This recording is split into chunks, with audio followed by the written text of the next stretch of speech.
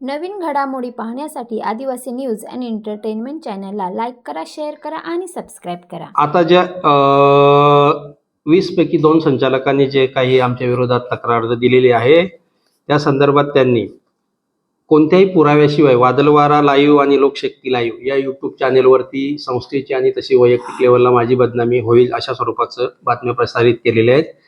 त्याबद्दल संस्थेची आणि वैयक्तिक माझी खूप मोठी मानहानी झालेली आहे. अशा बातम्या प्रसिद्ध केल्यामुळे संस्थेच्या विश्वासार्हतेवरतीही प्रश्नचिन्ह निर्माण झाल्याची शक्यता आहे. त्यामुळे या संदर्भात आम्ही माननीय उपजिल्हा निबंधक यांच्याकडे सदर जे संचालक आहेत ज्यांनी बिनबुडाचे आरोप केलेले आहेत त्यांचं संचालक पद त्यांना अपात्र करण्याविषयीची आम्ही 18 संचालक मागणी करणार आहोत. जर त्या उपर तीही गोष्ट शक्य नसल्यास आमची पुढे जाऊन अशीही मागणी असणार आहे की जर संबंधित तक्रारदाराच्या म्हणण्याप्रमाणे जर माझे संचालक पद चेअरमन पद जर अवैध असेल तर झालेली निवडणूक प्रक्रिया ही चुकीची झालेली आहे.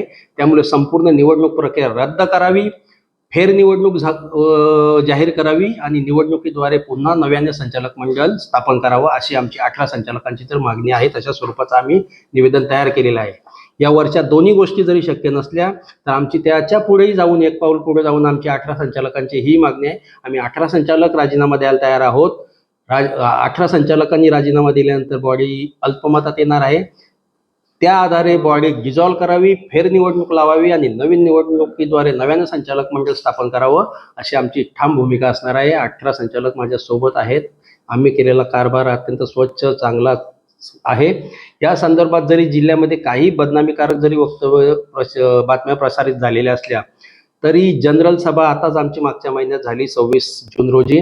जनरल सभेमध्ये आमच्यावरती संचालक मंडळावरती एवढ्या लोकांचा विश्वास आहे की 100, 125, 150 लोक त्या सभेला उपस्थित असतानाही एका सदस्यानेही समोरून आम्हाला प्रश्न विचारला नाही की बाबा रे असं असं चर्चा आहे याच्यावरची काय प्रतिक्रिया आहे तुमची.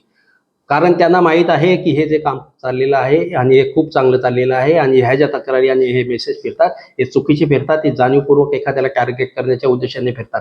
एवढा विश्वास आम्ही संपादन केलेला आहे. त्यामुळे असं आम्हाला काही भीती नाही ह्या अशा प्रकारच्या बदनामी करत बातम्यांची.